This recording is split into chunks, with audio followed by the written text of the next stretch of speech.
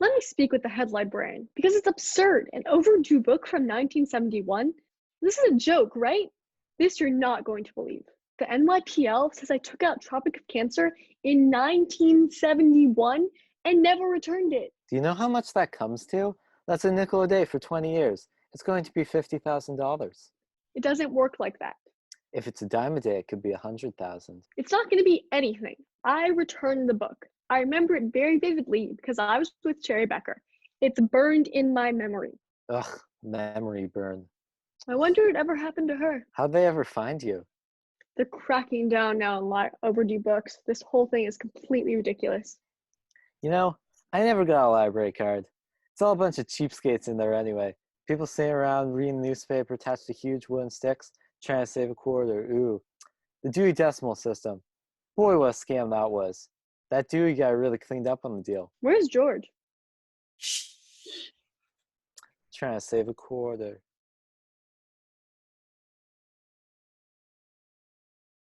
This woman's completely ignoring me. Look at her. This is a lonely woman looking for companionship. Spinster. Maybe she got hurt a long time ago.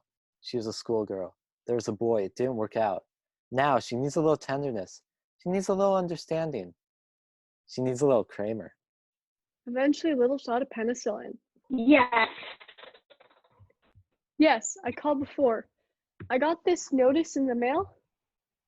Oh, Tropic of Cancer, Henry Miller. This case has been turned over to our library investigation officer, Mr. Bookman. Bookman? The library investigator's name is actually Bookman? It's true. That's amazing. It's like an ice cream man named Cone. Lieutenant Bookman has been working here for 25 years, so I think he's heard all the jokes. Can I speak with this Bookman? Just a second. Gary, What? I think I saw him. I think it's him. Who? Did you see that homeless guy on the library steps screaming obscenities and doing this calisthenics routine? Yeah. I think that's Mr. Heyman, the gym teacher from our high school. Shh. Are you sure?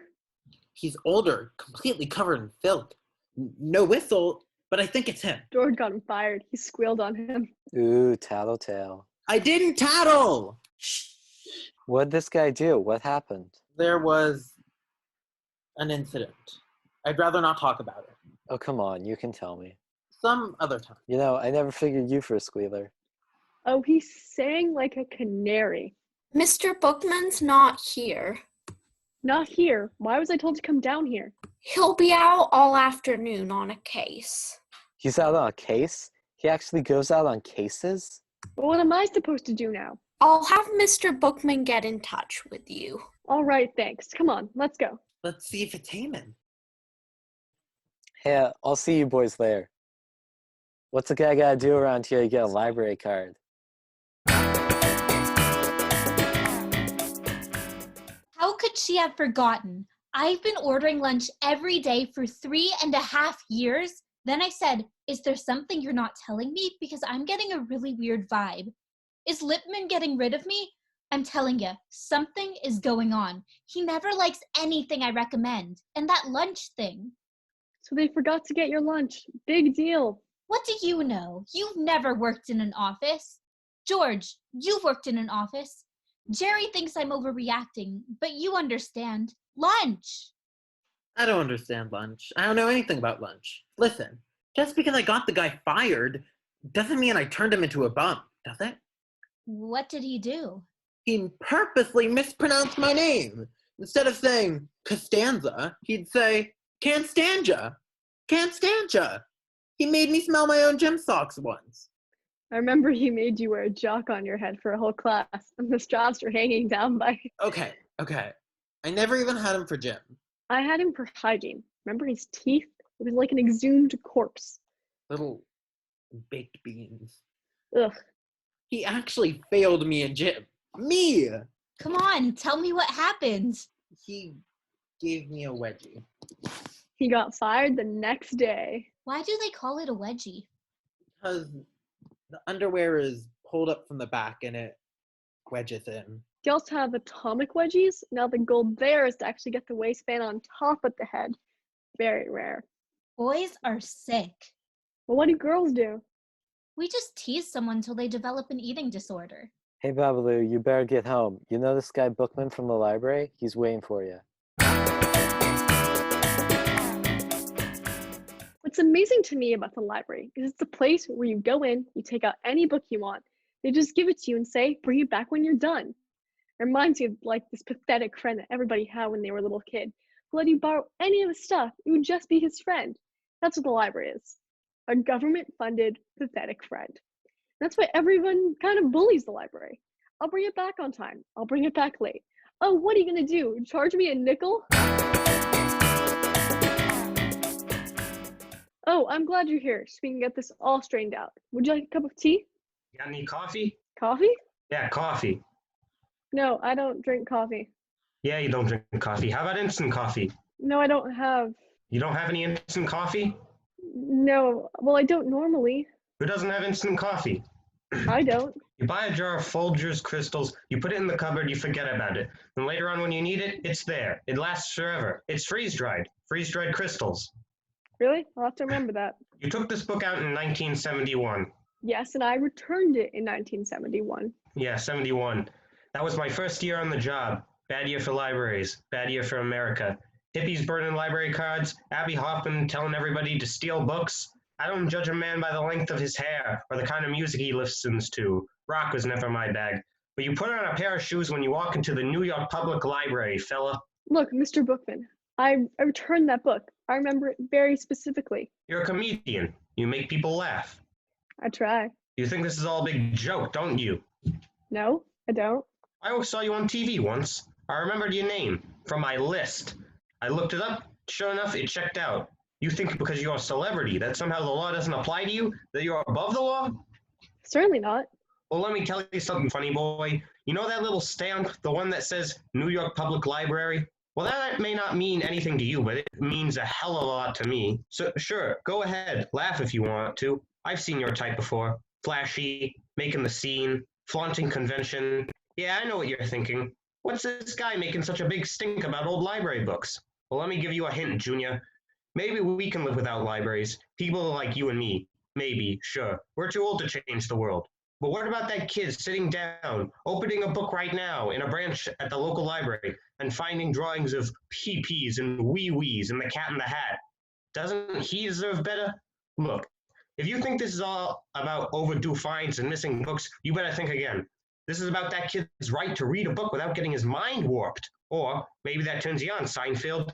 Maybe that's how you get your kicks. You and your good time buddies. Well, I got a flash for you, Joy Boy. Party time is over. You got 7 days, Seinfeld. That is 1 week. No way. No way I'm paying that. I returned that book in 1971.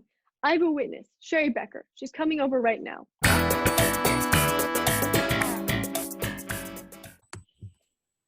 What's wrong? It's Bookman, the library cop. So I didn't do anything wrong. I'm supposed to be at work. I could get fired. I shouldn't have come here. Why don't you leave? I can't.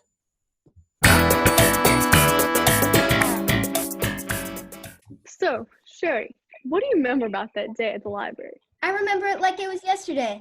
It was a Friday afternoon. I wore a purple dress. Purple? You sure it wasn't orange? Positive. And I was chewing Dentine. I always chew Dentine. Remember, Jerry? Dentine? No blackjack? Licorice gum? Never. We were reading passages to each other from that Henry Miller book. Tropic of Cancer. No! Tropic of Capricorn. Tropic of Capricorn? Remember? Wait a second. You're right, I ate both of them. We read from Tropic of Capricorn. I was all set to return Tropic of Cancer, and then it was George. Read another poem. Pressed chest flashed out west. Might be the savior or a garden pest. Wow, that is great. You should be published. You know, the library is kind of a cool place when it's closed. Oh yeah, you don't have to be quiet. Listen to the echo. Hello? Hello. Hello? Hello. Hello? Mr. Bookman? I remember when the librarian was a much older woman, kindly, discreet, unattractive. We didn't know anything about her private life. We didn't want to know anything about her private life. She didn't have a private life. While you're thinking about that, think about this. The library closes at 5 o'clock, no exceptions. This is your final warning. Got that, Cupid doll? Remember that biography I recommended? My boss hated it. Remember that Columbus book? Columbus, you're a trash. Lipman wants to see me in his office. See, Maybe you're getting a raise. maybe I'm getting a wedgie. Wait till I tell George about the book. Are you okay? What? It's Marianne's poetry. I can't take it. Well, it's definitely him. Him? Him who? Him who? Heyman him. Heyman, the gym teacher? You found him? Oh, I found him. He was sitting on the steps of the library. I sat down next to him. He smelled like the locker room after that game against Erasmus. So I said, "It's me, George Costanza, JFK. He doesn't move." So I said, "Can't stand ya? Can't stand ya?" He turns and smiles, a little baked bean teeth. I got up to run away, but something was holding me back. It was Heyman. He had my underwear. There I was on the steps of the 42nd Street Library, a grown man getting a wedgie. At least it wasn't atomic. It was. So, Georgie boy, guess what happened to Tropic of Cancer? How should I know? Because I gave it to you. Me? Yeah, think. Don't you remember you kept begging me to see it, and then I finally agreed? You're supposed to return it. I met you in the gym locker room. The locker room. Anyway, I hope there's no hard feelings. Hard feelings? What do you know about hard feelings? You ever have a man die in your arms? You ever kill somebody? What is your problem? What's my problem? Punks like you, that's my problem. And you better not screw up again, Seinfeld, because if you do, I'll be all over you like a pit bull on a poodle. That was one tough monkey. Oh? So I took your suggestion and I gave my boss Marian's poems. The ones that affected Kramer so much. Oh, beautiful. Did you like him? No, he didn't. No, he didn't. Was he out there? Nah, he's gone. I wonder what happened to him. I guess we'll never know. Can't stand ya! Can't stand ya!